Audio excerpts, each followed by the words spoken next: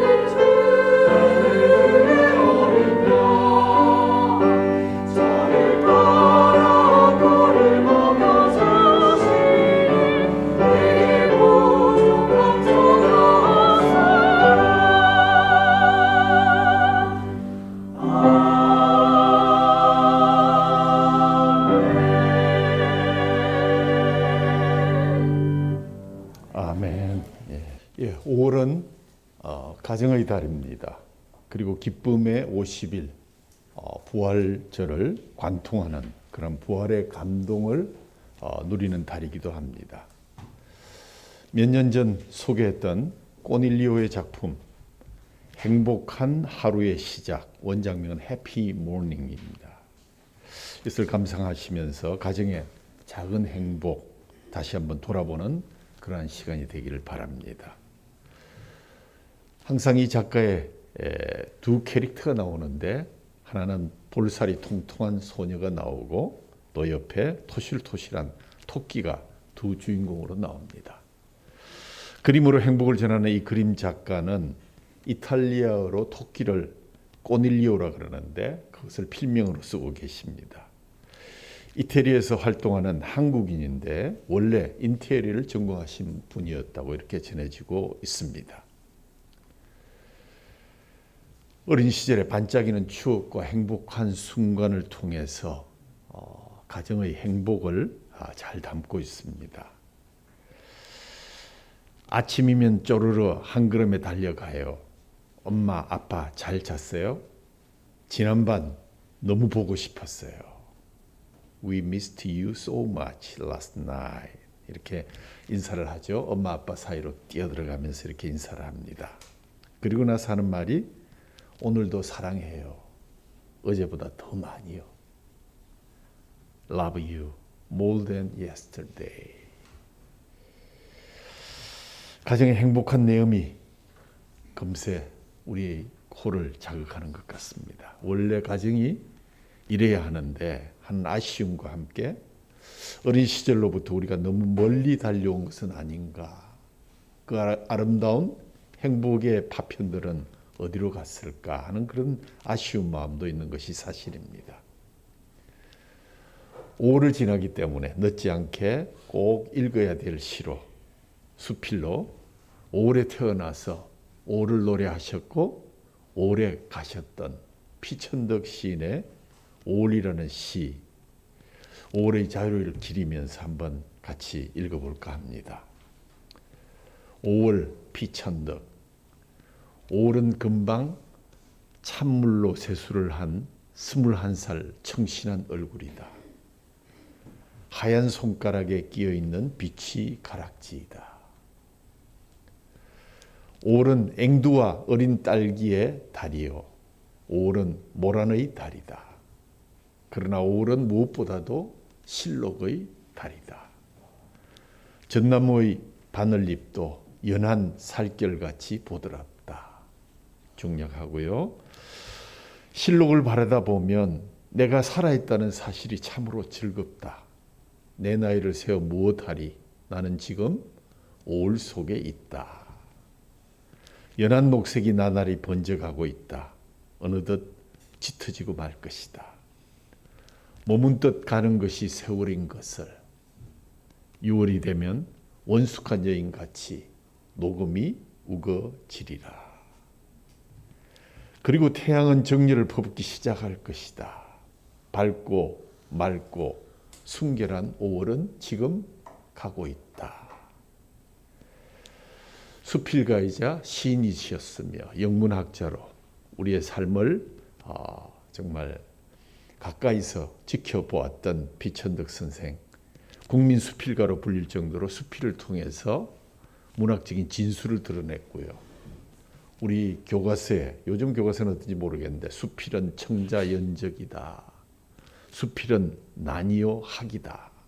청초하고 몸맵시 날렵한 여인이다. 라며 언유법을 구가한 수필론의 수필은 아직도 우리가 외우면서 머리에 남아 있습니다.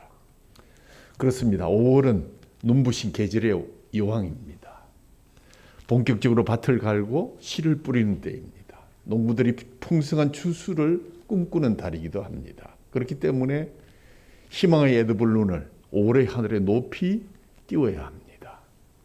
꽃의 뿌리는 땅 속에서 물기를 뽑아 올리고 줄기는 하늘을 향해서 날아서 뻗어갑니다. 이파리는 태양을 바라보며 싱싱하게 우리를 반기고 있습니다. 우리들도 꽃처럼 꽃이 되어야 할 달이 바로 5월입니다. 그러기 위해서는 깊은 정신과 확대된 생각을 가지고 주님을 바라볼 수 있어야 할 것입니다. 마음의 그릇은 더 커지고 넓어져서 이것이 바로 5월의 자유가 아닌가 하는 그런 생각을 해보게 됩니다. 첫 번째, 진리가 너희를 자유케 하리라. 오늘 말씀의 주제가 자유입니다. 좀 예상 바뀌죠?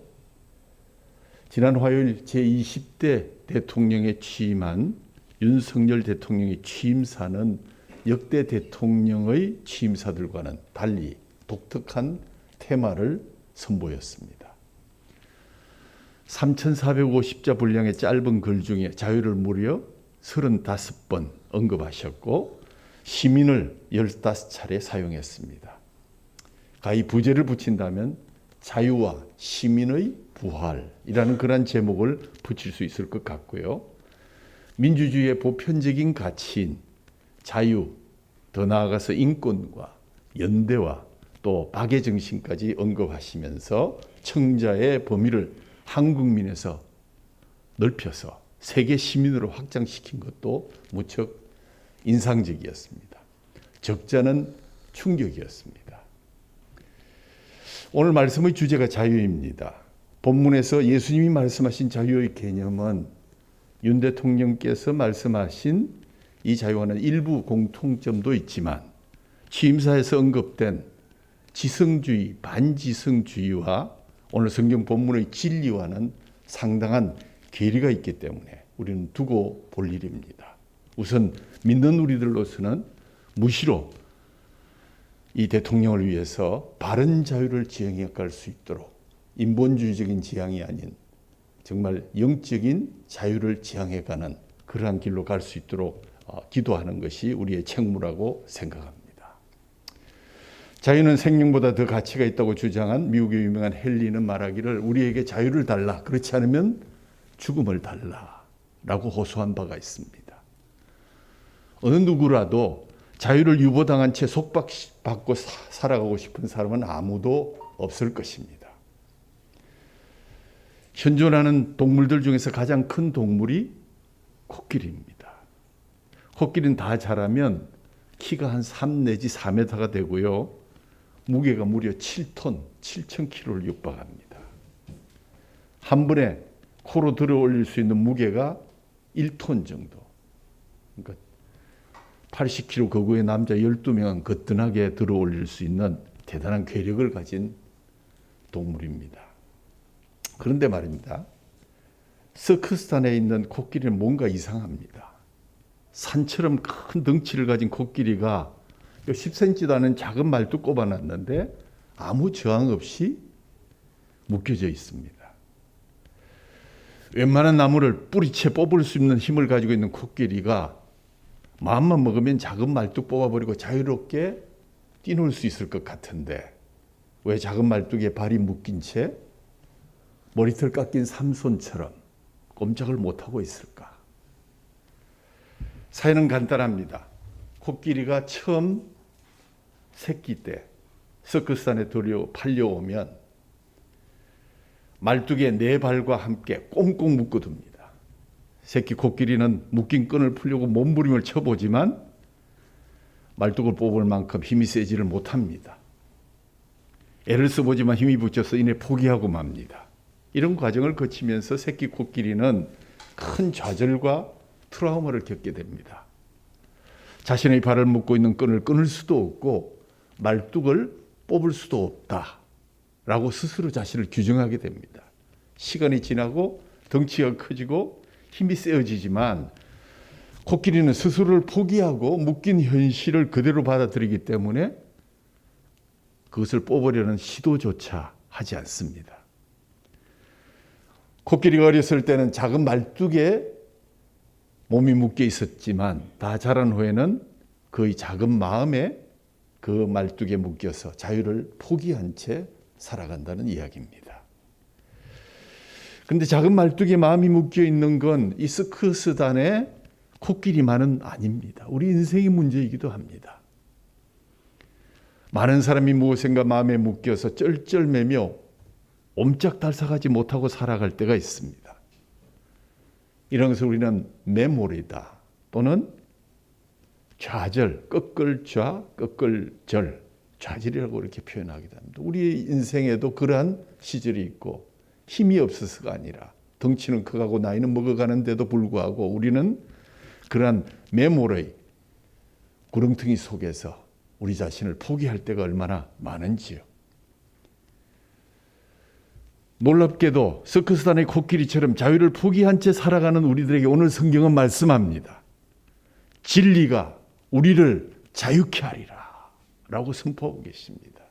오늘 요절 말씀, 너희가 내 말에 거하면 참으로 내 제자가 되고 진리를 알지니 진리가 너희를 자유롭게 하리라. 개역성경에 보면 진리가 너희를 자유케 하리라. 저는 그 표현이 더 좋은 것 같습니다. 서독과 동독이 통일이 되지 않았을 때 동독의 개가 서독으로 망명을 해왔습니다. 그래서 이 서독의 개가 묻습니다. 야, 너 겁도 없이 삼엄한 경계와 위험한 지뢰가 묻혀있는데 뭐 때문에 이렇게 목숨 걸고 달려왔냐? 먹을 게 없어서 왔니? 동독개가 아니. 그럼 집이 없니? 아니. 궁금해하는 서독의 개를 보고 하는 말이 동독에는 먹을 것도 있고 집도 있는데 자유가 없어서 마음대로 짖을 수가 없어서 왔다.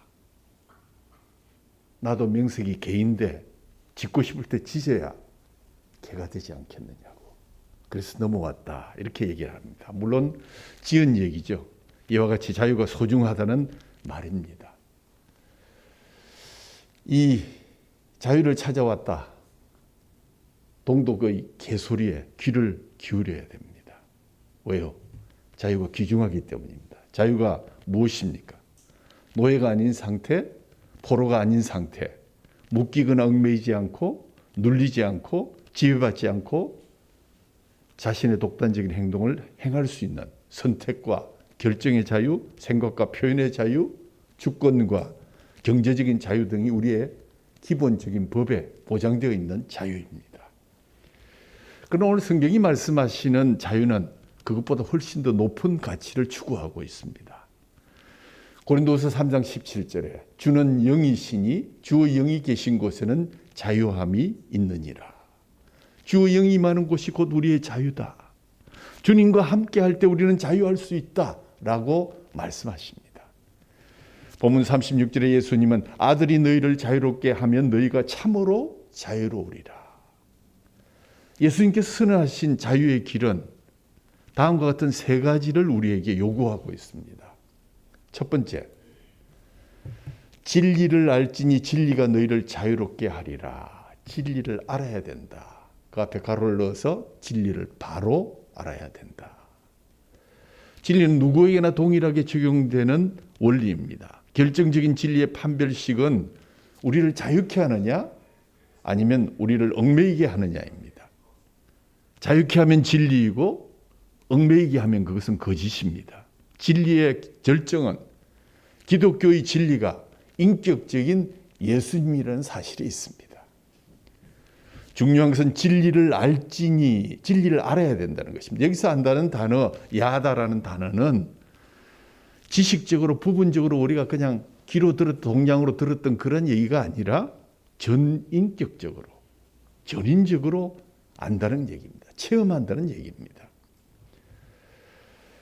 존 아담스의 실화전기 피케언 사람들이라는 그 내용에 보면 영국에서 자유를 갈망하는 사람들끼리 프레츠 크리스찬을 중심으로 해서 바운티라는 공동체를 만들어 가지고 그들이 실험적으로 남태평양 피케언 섬에 들어가서 인디언들을 설득해 가지고 우리 자유를 지향하는 이 세상에 정말 파라다이스를 한번 만들어 보자 하는 그런 공동사회를 구축하게 됩니다.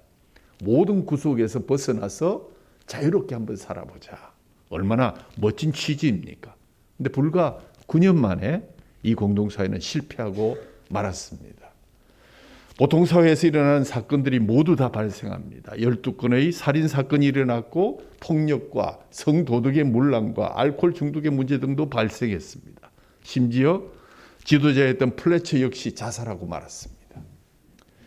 그래서 존 아담스는 영국으로 돌아가려고 짐을 정리하다가 9년 전에 쌓았던 그러나 한 번도 보지 않았던 먼지 묻은 성경책을 발견하게 됩니다.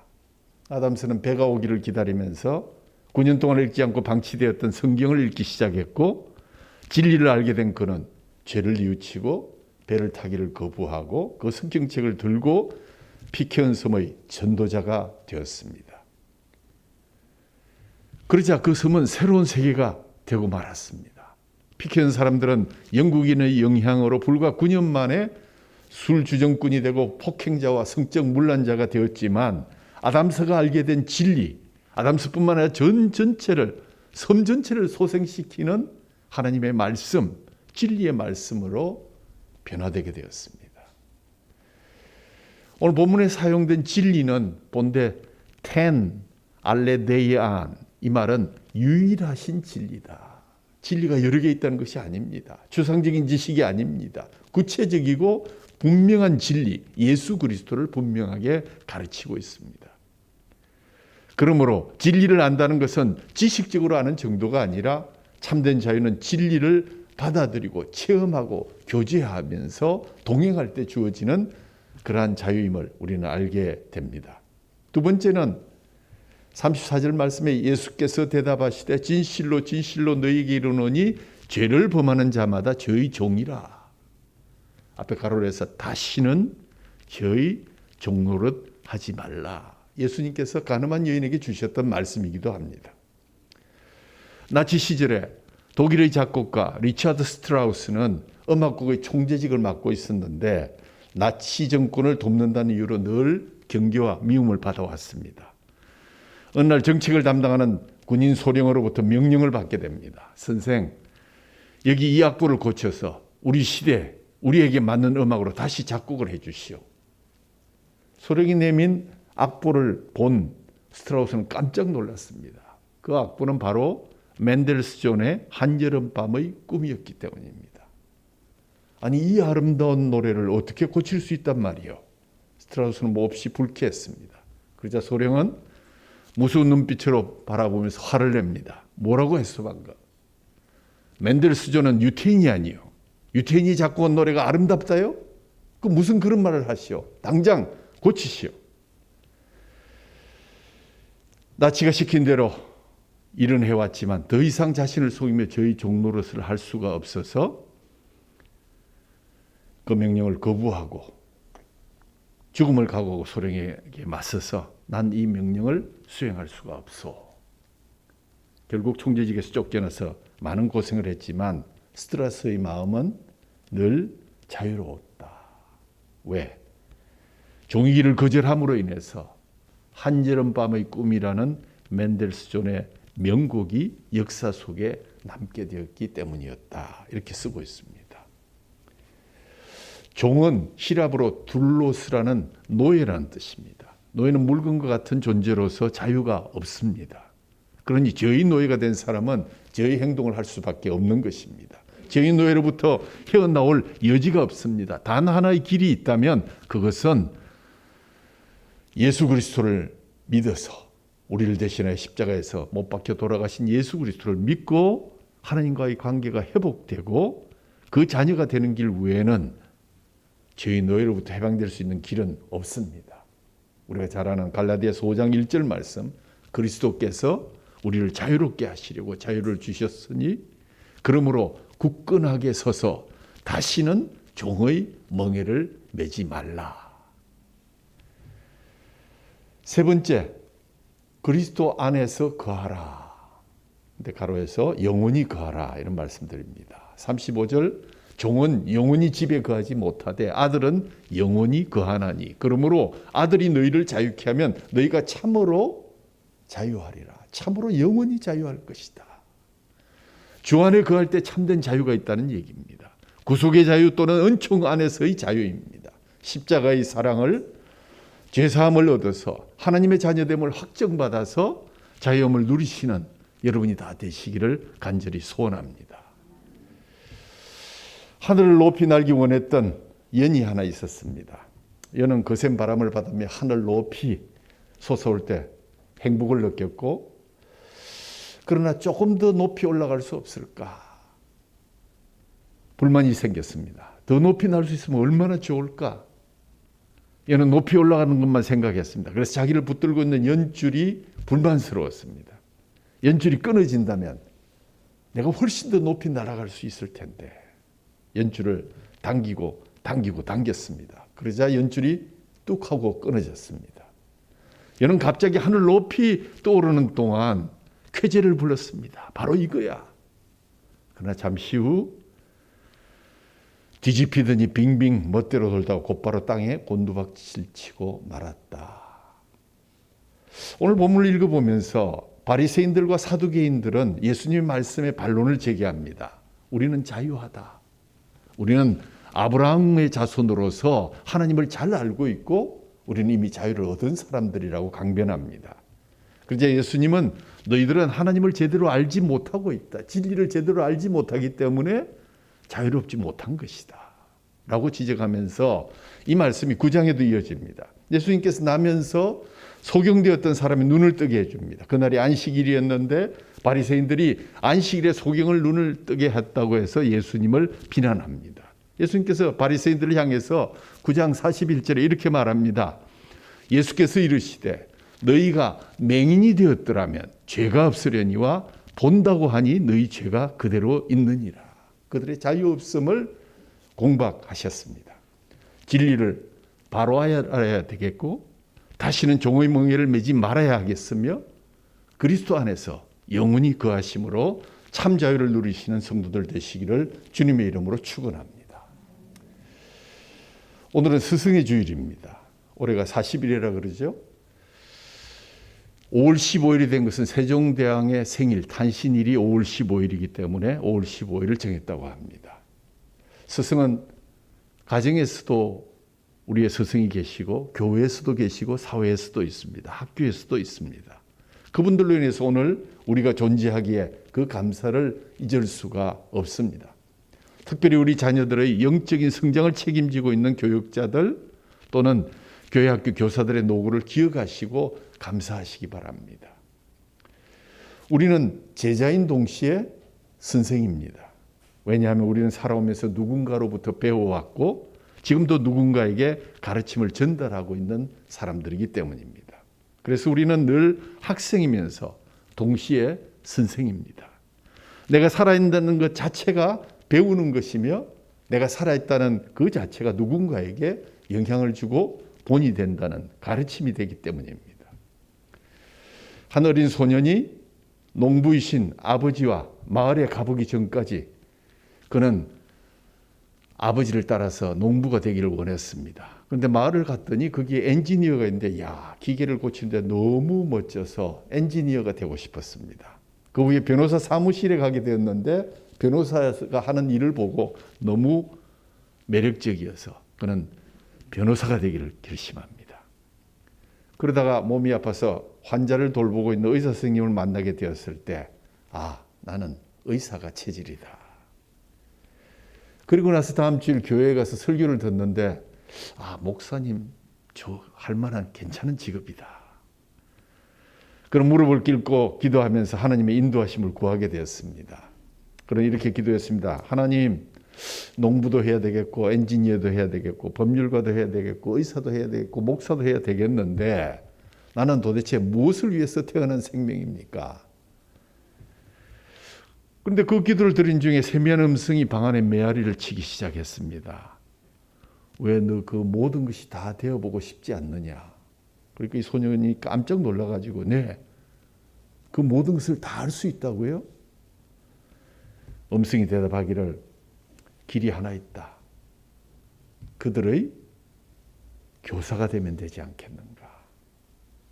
그러면 내가 가르친 아이가 어떤 아이는 농사를 잘 짓게 될 것이고 어떤 아이는 책을 잘 쓰게 될 것이고 어떤 아이는 좋은 노래를 부를 수 있을 것이고 어떤 아이는 수술을 잘하고 어떤 아이는 설교를 잘하게 될 것이다. 그러면 너는 모든 것 중에 가장 훌륭한 일을 하는 직업을 가진 것이 아니겠느냐. 그들은 내가 그들의 훌륭한 교사가 되기를 원하고 있는 것 같다. 엄청난 도전을 주신 말씀이죠. 이것이 교사나 목자의 중요성을 설명하는 이야기입니다. 어제 전도대에서 잠시 말씀드린 내용 중에 예수님의 지상명령, 그것을 영어로 Great Commission 이렇게 얘기를 하는데 지상이라는 얘기는 땅이라는 것이 아니고 최고의 가장 위대한 명령이라는 얘기입니다. 예수님 부활하시고 40일 동안 제자들에게 몸을 보이시고 승천하기 직전에 여러 명의 제자를 그 산으로 불러서 모시고 분명하게 명령하셨습니다. 하늘과 땅의 모든 권세를 내게 주셨으니 그러므로 너희는 가서 모든 민족을 제자로 삼아 아버지와 아들과 성령의 이름으로 세례를 베풀고 내가 너희에게 분부한 모든 것을 가르쳐 지키게 하라. 볼지어다 내가 세상 끝날까지 너희와 항상 함께 있으리라 하시니라. 자, 이 지상 명령을 보면, 한글 성경을 보면 가라 그랬죠. 제자를 삼아라 그랬죠. 세례를 베풀라 그랬죠. 또 가르쳐서 지키게 하라. 여러 가지 명령들이 있어서 무엇이 핵심 명령일까? 근데 오늘 헬라 원어를 찾아보면 동사는 딱 하나입니다. 19절 중반에 있는 제자로 삼아라, 제자 삼아라 하는 것이 오늘 가장 중요한 사명이라는 것입니다. 교회의 여러 가지 기능과 역할들이 있지만 그 중에서도 가장 중요한 것 한 가지만 들라 그러면 교회의 사명은 모든 민족을 제자로 삼는 복음 증거의 기능이라는 것을 우리는 확인할 수 있습니다. 그럼 제자는 어떤 사람입니까? 제자는 스승으로부터 배우고 스승을 따르고 스승을 모방하고 스승에게 헌신된 사람이 바로 제자입니다. 오직 예수 그리스도를 구주로 믿고 예수 그리스도로부터 배우고 예수 그리스도를 따르려는 사람, 그가 바로 제자이다. 이걸 영어로 표현해 보니까 believing follower, 따라가는 사람이다. 믿으면서 그분을 따라가는 사람이다. 그렇다면 제자는 누구라도 예수보다 앞설 수는 없습니다. follow이기 때문입니다. 우리는 항상 자기를 부인하고 우리의 십자가를 지고 예수를 따라갈 권리가 있을 뿐입니다. 사랑하는 성도 여러분, 우리는 최고의 스승, 참된 스승, 위대한 스승이신 예수 그리스도를 지금 따라가기 위해서 애쓰고 힘쓰고 있습니다. 그분을 통해서 우주의 신비가 우리에게 주어지고 진리를 통해서 자유의 바람을 불게 하고 있습니다. 참 제자는 예수님을 끝까지 따라가는 사람입니다.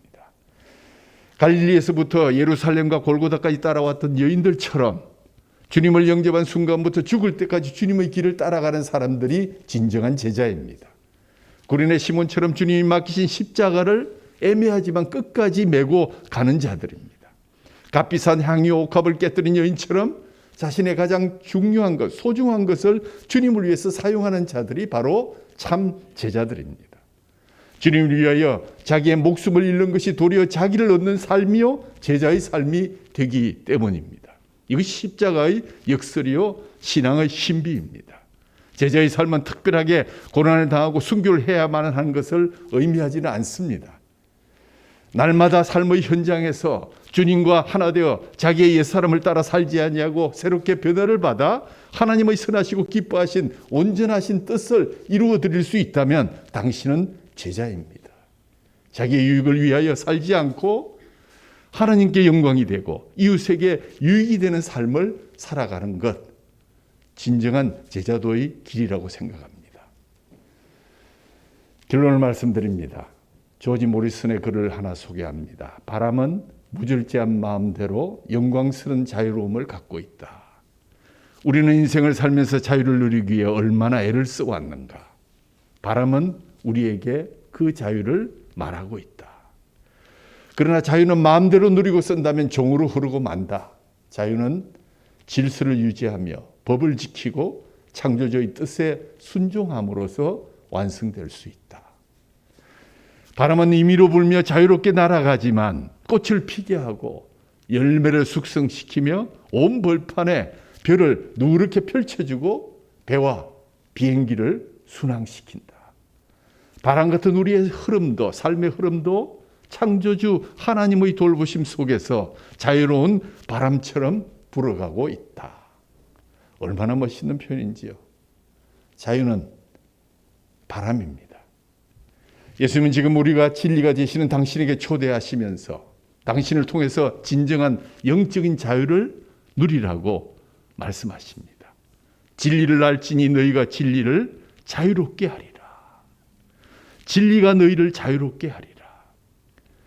길이요 진리요 생명이신 위대한 스승 예수님을 따라가는 자유의 바람이 되시기를 축원합니다. 다시 진리를 바로 알아서 진리이신 예수님께서 우리를 자유케 하는 복을 내려주시기를 간절히 소원합니다. 아멘. 하나님 아버지 감사합니다.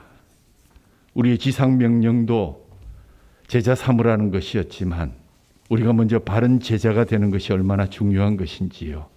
길이요 진리이신 위대한 스승 예수님을 따라가는 자유의 바람이 될 수 있도록 은혜를 베풀어 주시니 감사합니다.